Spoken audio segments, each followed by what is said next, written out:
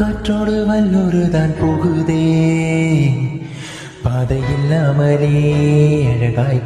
நிகழே அதுவாய் நீரினாயத்தில் போகின்ற கண் போலவே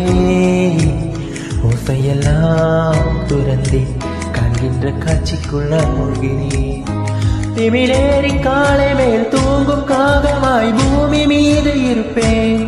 புவி போகும் போக்கில் கை கோர்த்து நானும் நடப்பேன் ஏதோ ஏகம் எழுதே ஆழம் தருதே தாய் போல் வாழும் கணமே யாரோ பாடுதே ஆரோ